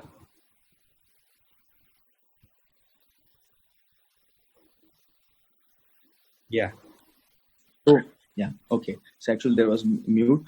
So actually आप खुद समझ सकते हैं जो सीक्वेंस है, जो मैंने आपको बोला ना, जो राइट सीक्वेंस है, चावल, शुगर, आप ब्रेन रीड, ब्रेन पैंक्रियास को सिग्नल, पैंक्रियास इंसुलिन को प्रोडक्शन, इंसुलिन फिर ब्लड शुगर को चेक किए, राइट सीक्वेंस है। लेकिन अगर यहाँ पे पैंक्रियास खुद वीक होके बैठा हुआ है, पैंक्रियास खुद मुरझा के बैठा हुआ है, पैंक्रियास के पास पावर ही नहीं है, वो लेबर आपका मरा हुआ बैठा हुआ है, तो इंसुलिन कौन बनाएगा? इंसुलिन पैंक्रियास नहीं बनाएगा तो ब्लड शुगर कैसे कंट्रोल में आएगा? आ ही नहीं सकता है। तब बाहर का मेडिसिन आया अंदर में, तब बाहर का इंसुलिन इंजेक्शन आया अंदर में उस हाई ब्लड शुगर को कंट्रोल करने के लिए। डायबिटीज पेशेंट को जाके पूछिए, डायबिटीज पेशेंट को जाके पहले ये नॉर्मल सीक्वेंस समझाइए। रिपीट कर, डायबिटीज पेशेंट को कहीं डाया क्या डायबिटीज एंटीऑक्सीडेंट मत दीजिए, डायबिटीज भी मत बताइए। डायबिटीज पेशेंट को जाके पहले जो मैंने आपको नॉर्मल बताया, चावल खा के पूरा प्रोसेस होना, उसको समझाइए, उसको क्लियर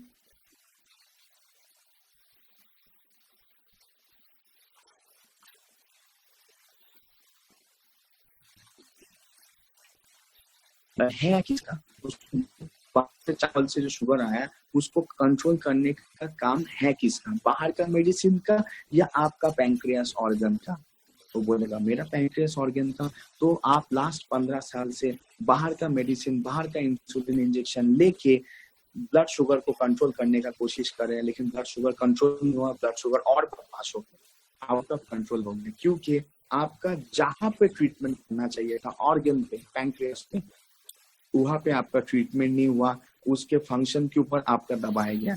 इसलिए मेरा डायक्यूज एंटीऑक्सीडेंट ब्लड शुगर को डाउन करने का पेशेंट ये मेडिसिन आपके सप्लीमेंट में जो आपका में न्यूट्रोसिटिकल खाऊंगा, ऑडियंस के न्यूट्रोसिटिकल खाने से मेरा ये blood sugar back to normal down हो जाएगा। तो आप बोलिएगा मेरा ये प्रोडक्ट जो है ना मैम सर, ये ब्लड शुगर को डाउन करने का काम नहीं करता है, ये मुरझा हुआ पैंक्रियास को फिर जगाने का काम करता है, ये डाउन पैंक्रियास को फिर अप करने का काम करता है, ये बेचारा जो मरा हुआ सूखा पैंक्रियास है उसको खाना पानी देने का काम करता है ताकि वो बैक टू नॉर्मल पावर में आए। इस पावर में बैक टू नॉर्मल आ गया, वो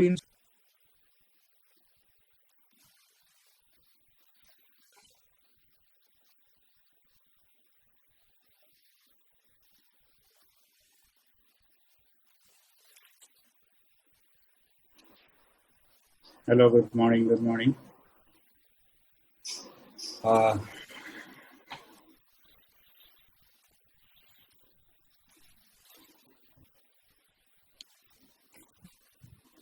तो इसका मतलब आप डायबिटीज पेशेंट को जाके मत बोलिए मैं ऑडियंस से आया हूँ आपका ब्लड शुगर को डाउन करने के लिए, मत बोलिए मैं ऑडियंस से आया हूँ आपका पैंक्रियास बोल के जो ऑर्गन है उसको ठीक करने के लिए। मेरे ऑडियंस के प्रोडक्ट्स काम करते आपके ऑर्गन डैमेज को रिपेयर करने के लिए, मेरे ऑडियंस के प्रोडक्ट काम करते आपका पैंक्रियास डैमेज को रिपेयर करने के लिए, आपका किडनी डैमेज को रिपेयर करने के लिए, आपका लिवर डैमेज को रिपेयर करने के लिए, आपके हार्ट के डैमेज को रिपेयर करने के लिए।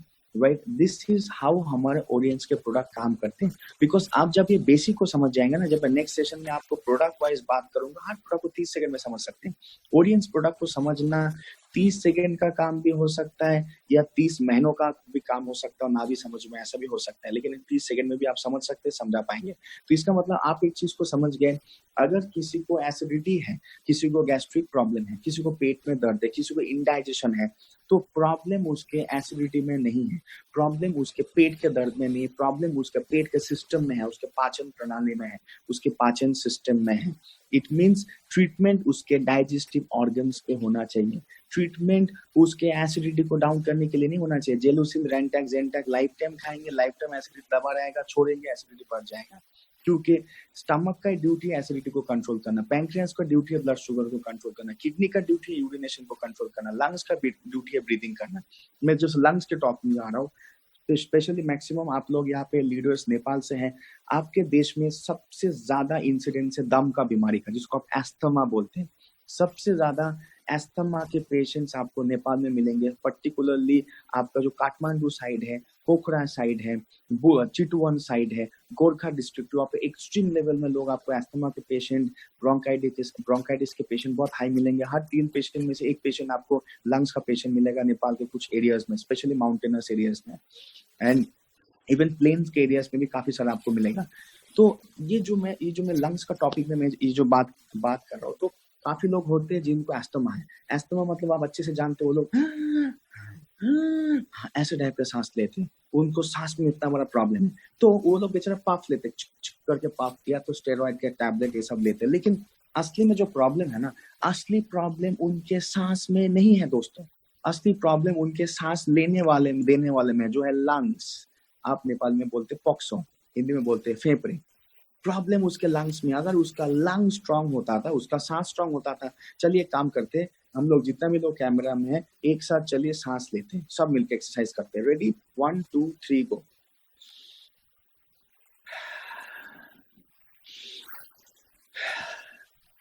राइट, हम सब ने सांस लिया।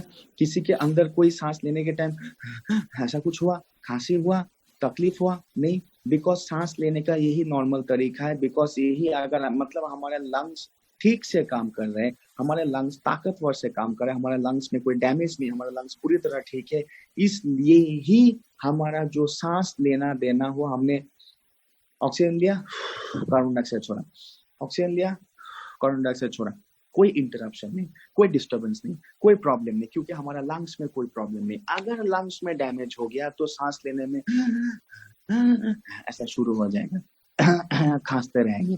इसका मतलब ट्रीटमेंट खांसी के ऊपर आज करेंगे तो खांसी आज दबेगा, फिर से कल खांसी खड़ा हो जाएगा, क्योंकि लंग्स बैठा, लंग्स मुरझा हुआ है, लंग्स कमजोर है। लंग्स को जब तक बैक टू नॉर्मल स्ट्रांग नहीं बनाएंगे, खांसी कल का खांसी फिर आ जाएगा, आज का खांसी फिर कल जाएगा ही जाएगा, फिर से सांस का प्रॉब्लम आएगा ही आएगा। लोग पफ लेते हैं, एस्थमा पेशेंट स्टेरॉइड लेते हैं, ब्रोंकाइटिस पेशेंट ये सब पफ इनहेलर लेते हैं, इनहेलर लेते, कुछ टाइम के लिए वो सांस के प्रॉब्लम को दबा देते, लंग्स को कुछ टाइम का ब्लॉकेज को खोल देते, फिर 1-2 दिन में लंग्स ऐसा बैक, फिर खोल देते, लंग्स ऐसा बैक, फिर खोल देते, लंग्स ऐसा बैक। लंग्स नॉर्मली ऐसा खुला होना चाहिए, कोई मेडिसिन के द्वारा वो ऐसा खुलना बंद होना नहीं होना चाहिए। प्रॉब्लम उसका डिफेक्ट कहाँ पे थे? लंग्स जो नॉर्मली ऐसा होना चाहिए था, कोई ना कोई प्रॉब्लम, मेडिकल प्रॉब्लम की वजह से वो ऐसा हो गया है। तो इसका मतलब ऐसा खुलना फिर बंद होना, ऐसा खुलना फिर बंद होना परमानेंट सॉल्यूशन नहीं है। उसको धीरे धीरे बैक टू नॉर्मल, ब्लॉकेज को क्लियर करके ऐसा रख देना लाइफ टाइम के लिए, वही लाइफ टाइम सॉल्यूशन है जो नेचुरोवीटा करता है, जो तुलसी ड्रॉप करता है, जो गार्लिक करता है, जो एंटीऑक्सीडेंट करता है, जो आप लंग्स प्रॉब्लम में कॉम्बिनेशन में देते हैं। इस तरीके से आप जाके एक सांस के पेशेंट को समझाइए, मैं तुम्हारा सांस का प्रॉब्लम ठीक करने नहीं आया हूँ, मैं तुम्हारा लंग्स को ठीक करने आया हूँ, बिकॉज तुम्हारा लंग्स ही तुम्हारा लंग्स का प्रॉब्लम है, तुम्हारा सांसों का प्रॉब्लम है, तुम्हारा सांसों का प्रॉब्लम लंग्स प्रॉब्लम नहीं है। सांस जो तुम्हारे उठा चढ़ाव है, सांस में जो प्रॉब्लम है, तुम्हारा जो है खांसी है, ये सब इश्यूज है, ये तुम्हारा लंग्स के वजह से हुआ है। तुम्हारा लंग्स डिफेक्टिव है, तुम्हारा लंग्स डैमेज है, तुम्हारा लंग्स में कुछ प्रॉब्लम है, उसको अगर रिपेयरिंग किया जाए तो वो अच्छा वाला लंग्स अच्छा वाला सांस देगा, खराब वाला लंग्स खराब वाला सांस देगा। तो नेचुरोवीटा खराब लंग्स को ठीक करने का काम करता है, सांस दबाने का काम नहीं करता है। सांस दबाने का काम इनहेलर करता है, लाइफ टाइम परमानेंट ठीक सांस देने का काम लंग्स को ठीक करके नेचुरोवीटा करता है, तुलसी ड्रॉप करता है, गार्लिक करता है। इसलिए प्रोडक्ट इस तरीके से हम रिकमेंड करते हैं।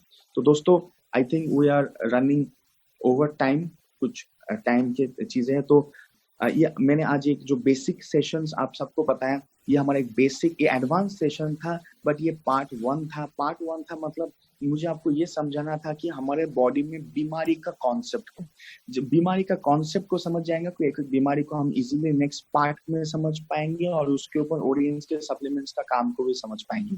तो जो नेक्स्ट सेशन होगा इस ग्रुप के लिए, जो नेक्स्ट पार्ट सेशन होगा वो ये होगा, पर्टिकुलर ऑर्गन और उसके साथ हमारा ऑडियंस प्रोडक्ट। आई रिपीट अगेन, पर्टिकुलर ऑर्गन उसके साथ ऑडियंस प्रोडक्ट का काम, लिवर के लिए स्ट्रॉन्ग लिप का काम कैसे, लंग्स के लिए नेचुरोवीटा का काम कैसे, आपका हार्ट के लिए डीलिपो का काम कैसे, लेडीज प्रॉब्लम के लिए एस्पेरोस का काम कैसे, सेक्स आदमी का प्रॉब्लम के लिए सिलाजित का काम कैसे, नर्व प्रॉब्लम के जिंक्सिंग का काम कैसे, एनर्जी प्रॉब्लम के लिए 7 डॉन्डर का काम कैसे।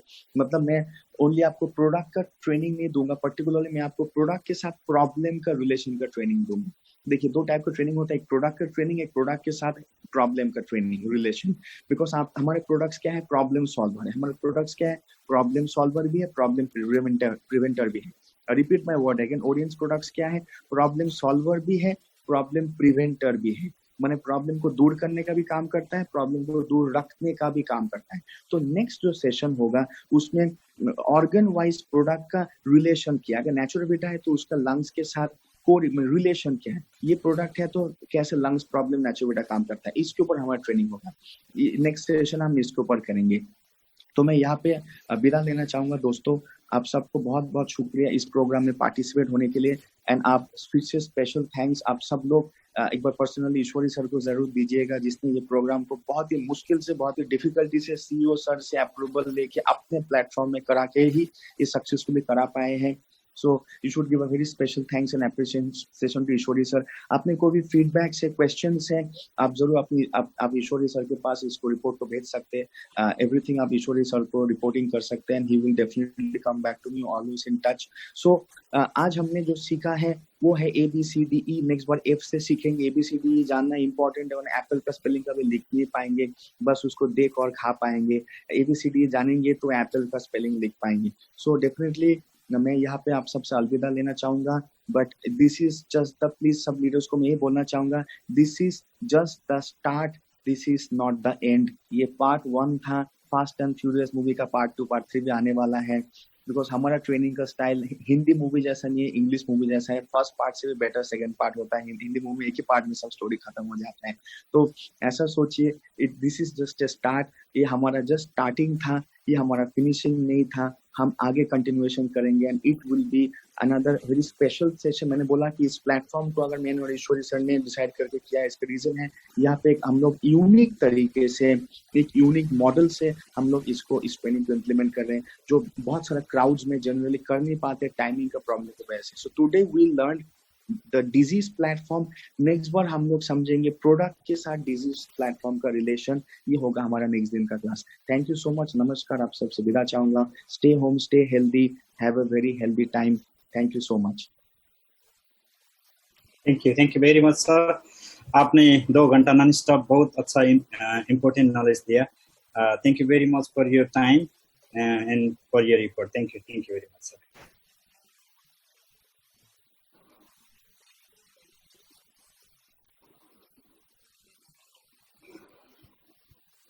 Hello leaders, stay in group. I have something to share you. Don't go exit. Within 5 minutes we will discuss. So आजको ट्रेनिङ को feedback, आजको ट्रेनिङ थियो पार्ट 1 डिजिज र हेल्थलाई सम्झिन, organलाई सम्झिन, डिजिज कहाँबाट सुरुवात हुन्छ त्यसलाई सम्झिन। र पार्ट 2 मा सरले भनिहाल्नुभयो पार्टिकुलर organ एन्ड प्रोडक्ट कम्बिनेसनको स्पेशल क्लास हुनेछ। सो म आशा गर्छु तपाईको पार्ट 2 को दिनमा तपाईहरु सबैजना जोइनिङ गर्नुहुनेछ र धेरै साथीहरुलाई इन्भल्भ गर्नुहुनेछ। हाम्रो क्यापासिटी 500 जनाको छ। Let's reach 500। तपाईहरुले तपाईको मनमा हेल्थ एन्ड वेल्थ ओरियन्सको प्रोडक्टसँग रिलेटेड कुनै पनि क्वेशनहरु आजको group leader royal diamond sir, Naveen sir, Bhim Thebe sir, Amil sir, Sobi sir, अनुमा, जितेन सर र हेमन्त सरलाई तपाईहरुले क्वेशन टिपाइदि राख्नु होला। हामी पार्ट 2 मा तपाईहरुको क्वेशन सुन्ने छौं, पार्ट 3 मा तपाईहरुको क्वेशनको एन्सर गर्ने छौं। पार्ट 2 को लास्ट सेसन हुनेछ क्वेशन टेकिङ है, तपाईहरुबाट हामी क्वेशन लिने छौं र पार्ट 3 को लास्ट सेसनमा तपाईहरुको क्वेशनको सबै एन्सर डाक्टर सरले दिनुहुनेछ। त्यसो हुँदाखेरि अहिले म फेरि पनि हाम्रो ग्रुप लिडरलाई 1-1 मिनेट म टाइम दिन चाहन्छु। Royal diamond sir, let's share 1 minute. Hello royal sir, welcome. Okay, thank you so much sir. So आजको कार्यक्रम अत्यन्तै इफेक्टिभ भएको छ सर, अनि स्पेसली थ्याङ्क्स टु यु, आज तपाईँको कारणले यो सम्भव भएको छ। अनि सबैलाई हार्दिक बधाई दिन चाहन्छु। सो ह्याप्पी न्यू इयर अनि wish you your health, wealth and happiness to Orions. So जय ओरियन्स। सो हामी फेरि सेकेन्ड पार्टमा हामी सबैजना भेट्नेछौँ। Thank you so much. Thank you all of you. Thank you. Thank you very much. So यसै गरेर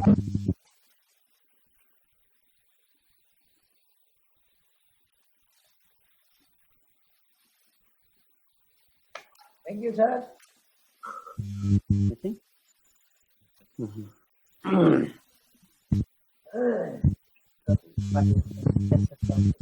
Yeah.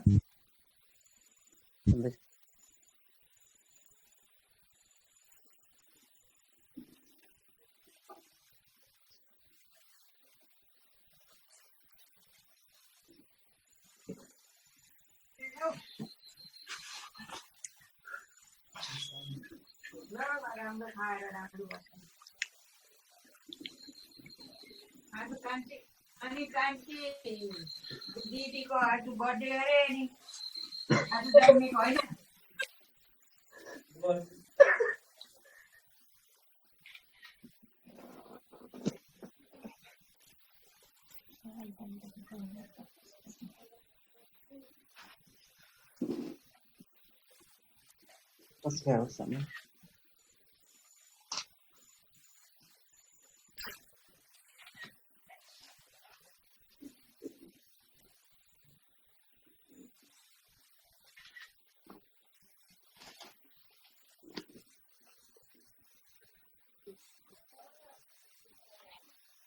हेलो हामी ग्रुप लिडरलाई केही टाइम दिँदैछौँ। So let's give dynamic team Naveen sir. Naveen sir, you want to speak? Thank you very much Ishwar sir for the फेरि पनि जुन opportunity दिनुभएको छ, अनि यो स्पेसल्ली जुन प्रोग्रामको अर्गनाइज गर्नुभएको छ, ट्रेनिङको अर्गनाइज गर्नुभएको छ, त्यसको लागि एकदमै थ्याङ्क यू भन्न चाहन्छु मेरो तर्फबाट र ओभरअल टिमको तर्फबाट। र तथागत सरले जुन नलेज दिनुभएको छ, जुन प्रिसियस टाइम दिएर एउटा नलेज दिनुभएको छ हामीलाई, जुन नलेज साँच्चै भन्ने भने आज हामीले लिएको नलेज भनेको आजसम्मको लाइफमा लिएको नलेज भन्दा पृथक नलेज होइन। र त्यसको लागि उहाँलाई एकदमै थ्याङ्क यू। र म त्यो दिनलाई सम्झिन चाहन्छु जुन दिन भनेको चाहिँ 13 जनवरी 2017। मैले जिन्दगीमा अहिलेसम्म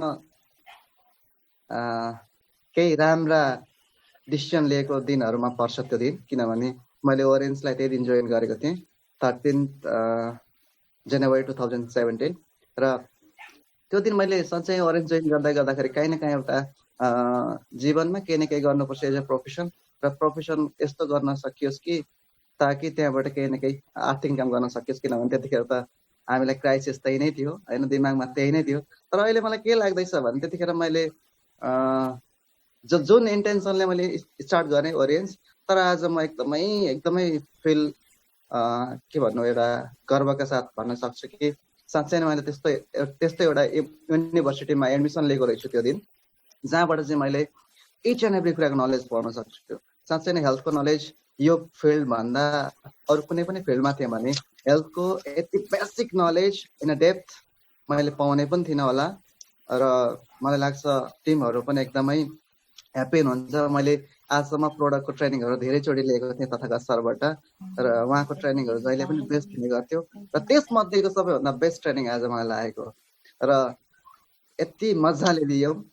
र मलाई लाग्छ सेकेन्ड पार्ट र थर्ड पार्टमा अझ धेरै नलेजहरू लिन पाउनेछौँ हामी। र स्पेसल्ली टिमलाई के मेसेज दिन चाहन्छु भने जति पनि हामी यो टिममा आज फर्स्ट डेको यो फर्स्ट पार्टमा हामी पार्टिसिपेट भएको थियौँ, सबैजना हामीले यो कन्टिन्यू गरेर थर्ड पार्टसम्मै हामी ट्रेनिङ लियौँ। यो ट्रेनिङ हाम्रो लागि जीवनमा काहीँ न काहीँ बिजनेसको लागि मात्रै नभएर हामीलाई ओभरअल नलेजको लागि होइन, र जुनसुकै फिल्ड जुनसुकै क्षेत्रमा पनि काम लाग्छ जस्तो लाग्छ, किनभने आजको दिनमा हेल्थ भनेको सबैभन्दा ठुलो इस्यु बनिरहेको छ। आज वर्ल्डकै इस्यु भनेको हेल्थ नै हो, र यो चिजमा हामीले यति मात्रै पनि उहाँले सिकाउन खोज्नु भएको कुरा मात्रै सिक्न सक्यौँ भने मलाई लाग्छ 3 दिनको क्लासले हामीलाई एउटा 3 वर्षमा याचेले लिएको हेल्थको नलेज पाउन सक्छौँ जस्तो लाग्छ मलाई है। र जति पनि हामी छौँ हामी कन्टिन्यू गर्ने नै छौँ, र जति हामी हाम्रो टिमबाट छुट्नु भएको छ उहाँहरूलाई पनि हामी पार्टिसिपेट गरौँ, र यो ट्रेनिङ कतिको फ्रुटफुल भयो भन्ने कुरा सबैलाई सेयर गरौँ। मलाई लाग्छ उहाँहरूलाई म यो ट्रेनिङको भ्यालु बुझाउनेछु, र सबैले आफ्नो तर्फबाट आफूसँग कनेक्टेड रहेका लिडरहरूलाई यो ट्रेनिङको भ्यालु बुझाउँ र सबैलाई पार्टिसिपेट गराउँ। र फेरि पनि एट लास्ट भर्खर गएको new year Nepali new year 2077 को शुभकामना दिन चाहन्छु, अनि सबैलाई stay safe and stay positive and stay knowledgeable भन्न चाहन्छु। Thank you very much. Thank you very much Naveen sir. So त्यस्तै गरेर भीम सरलाई वेलकम गर्न चाहन्छु। Hello Bhim sir. सर दिनुहुन स्पेसली फर्स्ट अफ अल त म हजुरलाई एकदमै थ्याङ्क यू सो मच भन्न चाहन्छु है, हृदयदेखि नै, किनकि तपाईँले एकदमै राम्रो अपर्च्युनिटी चाहिँ इन्टायर टिमलाई दिनुभयो है। सो ह्याप्पी, धेरै खुसी छु। र पर्सनल मेरो तर्फबाट भन्नुपर्दाखेरि हेल्थको विषयमा धेरै कुराहरू जस्ट बुझ्ने मौका पाएँ है मैले, र कसरी प्रेजेन्टेसन हुनुपर्छ भन्ने कुराहरूको पनि थप स्किलहरू लिन पाएँ है। सो ह्याप्पी, खुसी, एकदमै राम्रो एउटा ग्रेट अपर्च्युनिटी भयो है। र स्पेसली जति पनि इन्टायर टिमहरू सुन्दै हुनुहुन्थ्यो यहाँनिर, मैले हेर्दा एराउन्ड तपाईँको 250 भित्र थियौँ हामी सबैजना इन्टायर लिडर्सहरूलाई चाहिँ म के भन्न चाहन्छु भने है, जति पनि हाम्रो तथागत चक्रवर्ती सरले जति पनि अहिले जुन नलेजहरू दिनुभयो यो नलेजहरू तपाईँहरूले नोटिस गर्नुभयो होला है, फेरि पनि रिपिटेसन गर्नु होला फेरि पनि होइन। कुनै पनि कुराहरू हामी ट्राभलमा हिँड्दा पनि या कुनै पनि भिडभाडमा हिँड्दाखेरि एकैचोटि हामीले मान्छेहरूलाई देख्यौँ भने त्यो मान्छेहरूलाई एकैचोटि यकिन गर्न सकिँदैन, फेरि नेक्स्ट टाइम देख्यौँ भने चाहिँ अरे भन्ने खालको अलिक हाम्रो माइन्ड एक्टिभ हुन्छ। त्यसै कारणले गर्दाखेरि फर्स्ट एकचोटि लिएको कुराले मात्रै हामीले क्लियर हुन सकिँदैन, र टिपेको नोटिस गरेको र कतिले रेकर्ड गरेको हुनुहुन्छ उहाँहरूले फेरि पूर्ण रूपमा सिक्नु होला। र जति हामीले त्यसलाई रिपिटेसन गरिन्छ त्यति नै हाम्रो माइन्ड पनि फ्रेस हुँदै त्यसलाई क्याच गर्छ है। र यो कुरा बेसिक जति पनि कुराहरू तथागत चक्रवर्ती सरले दिनुभयो यो कुराहरूमा मात्रै हामीले यो कुराहरू मात्रै स्किल चाहिँ डेभलप गऱ्यौँ भने हामीले होइन विश्व हामी प्राप्ति गर्न सक्छौँ र हामी त्यसै विजय हुन सक्छौँ भन्ने म हजुरहरूलाई सजेस्ट गराउन चाहन्छु। Thank you so much sir. Thank you very much Bhim sir, एकदमै राम्रो कुरा तपाईँले रिमाइन्ड गर्नुभयो। भोलि पनि टिम बी को क्लास 5 देखि 7 बजीसम्म हुँदैछ र 5 देखि 10 मिनटसम्म टिम बी लाई हामी चान्स दिनेछौँ र 5 देखि 5 बजेर 11 मिनट जाँदाखेरि यदि त्यहाँ पार्टिसिपेन्ट फुल हुनु भएन भने ओपन टु अल गर्नेछौँ। So everybody you can repeat also, repetition makes you perfect. त्यस्तै गरेर मैले अनु म्यामलाई वेलकम गर्न चाहेँ। Hello Anu ma'am, you can share your few words at last.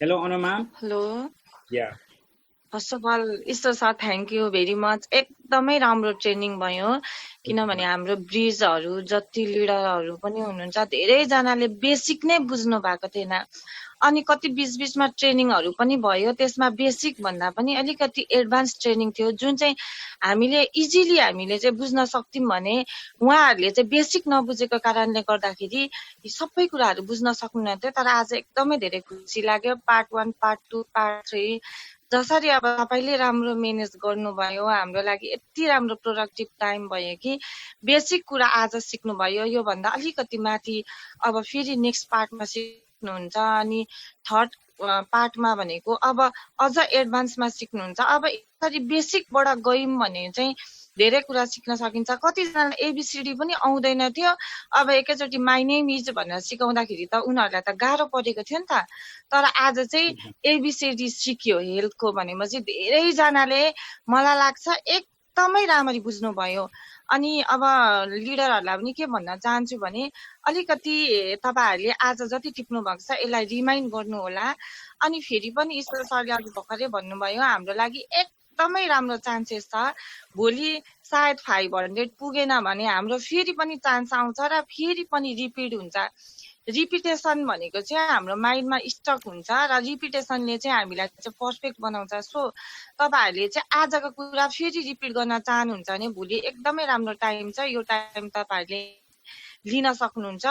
अनि आज के कस्तो ट्रेनिङ भयो त्यो तपाईँहरूले मलाई फिडब्याक दिनु होला, अनि तपाईँहरूको माइन्डमा आएको क्वेसनहरू त्यो पनि तपाईँले दिनु होला। अनि थ्याङ्क यू ईश्वर सर, एकदमै थ्याङ्क यू, किनकि आज एकदमै राम्रो क्लास भयो, बेसिक क्लास भयो जुन चाहिँ एकदमै निड थियो। Thank you sir. Welcome ma'am, welcome ma'am. किनभने हामी नेपालमा अब लिगल हुँदैछौँ, नेपालमा लिगल हुँदाखेरि नेपाली टिमले विश्व जित्नु छ, त्यो भएर म एकदमै ट्राई गरिरहेको छु पब्लिक हेल्थ स्पिकर बनाउनुको लागि। सो तथागत सरको मिटिङ पछाडि पनि हामीले मनोज सरको सेड्युलमा रिक्वेस्ट गरिराखेको छु। Till lockdown we will learn lot of things. So repeat गर्नको लागि पनि रेडी हुनु होला र ग्रुप लिडरले ग्रुपमा भएको हेल्थ सम्बन्धी क्वेसन सिक्नु होला। So Jiten sir, I want to welcome Jiten sir now. Jiten sir, you can share your few words now. Yes sir, नमस्कार sir. सबभन्दा पहिला त म थ्याङ्क यू सो मच भन्न चाहन्छु तथागत सरलाई, यस्तो मजाको ट्रेनिङ आज दिनुभयो हैन। हामीले नेफ्रोफिट अहिलेसम्म किडनीको लागि हो भनेर हामीले दिइरहेको थियौँ, युरिनको लागि पनि हो भनेर दिइरहेको थियौँ, तर एक्चुअलमा चाहिँ नेफ्रोफिटले हाम्रो के चाहिँ काम गर्दैछ त्यो चाहिँ हामीले थाहा पायौँ, बुझ्यौँ हैन। त्यो सुतेको किडनीलाई चाहिँ एक्चुअलमा जगाउने काम गर्दैछ हैन, युरिन बनाइदिने काम, यताउति डायलिसिस गरिदिने काम चाहिँ होइन रहेछ क्या हैन। जुन हार्ट सम्बन्धी यस्तो मजाले सरले दिनुभयो, लङ्स सम्बन्धी दिनुभयो हैन, पेट सम्बन्धी दिनुभयो, आन्द्राहरूको बारेमा जुन मजाले यस्तो मजाले डेफिनेसन एकदम डिपमा गएर मजाले जुन एउटा सजिलो सिम्पल भाषामा सबैजनाले बुझ्ने गरी तरिकाले एउटा बुझाइदिनु भयो। सबभन्दा राम्रो मलाई सरको यो एउटा बानीमा हैन, सबभन्दा अब बानी त धेरै छ हैन, राम्रो राम्रो छ, तर सबभन्दा मलाई यो चाहिँ एकदम बानी मजाले मनपर्छ क्या। उहाँले मतलब कस्तो तरिकाले बुझाइदिनुहुन्छ कि सबैजनालाई बुझ्नुहुनेछ क्या हैन। एउटा सक्सेस चाहियो कि एउटा हाम्रो के भन्छ केरियर हैन, पैसा चाहियो या केरियर चाहियो भन्ने चुज गर्दाखेरि जुन एउटा डिफिनेसन सरले मजाले खुलाएर भनिदिनुहुन्छ, त्यस्तै मजाले आज सरले पनि मजाले एकदम क्लास दिनुभयो हैन। हामीले यो प्रोडक्टले यो चाहिँ काम गर्छ थाहा छ, तर एक्चुअलमा चाहिँ त्यो चाहिँ के काम गर्ने हो र कसरी चाहिँ पेसेन्टलाई हामीले रिकभरी हुन सकिन्छ भनेर हामीले डाइरेक्ट गएर पेसेन्टलाई तपाईँ यो खानुभयो भने चाहिँ तपाईँको यो जाति हुन्छ भनेर भन्छौँ र उनीहरूले अलिकति बुझ्दैन पनि, हामीले बुझाउन पनि जानेको थिएन। सो यो सबैभन्दा एकदम राम्रो मलाई एकदम आजको ट्रेनिङमा सबभन्दा मलाई यो चाहिँ के मन पर्यो भने सरले जुन एउटा भन्नुभयो हामी जिन्दा त छौँ तर जिन्दगी चाहिँ जिउँदो मतलब जिन्दगी चाहिँ जिउँदो के भन्नु कस्तो नेपाली जिन्दा है लेकिन जिन्दगी नै जिरे भन्ने भन्नुभयो नि। सो सबभन्दा मन पर्छ जिन्दा रहने और जिंदगी जिंदा रहने में और जिंदगी जीना में बहुत अंतर है। हजुर हजुर, भनेपछि प्रोडक्टको बारेमा त हामीलाई थाहा छ, तर कुन प्रोडक्ट कसरी चाहिँ काम गर्दैछ यो चाहिँ थाहा हुँदैन रहेछ क्या।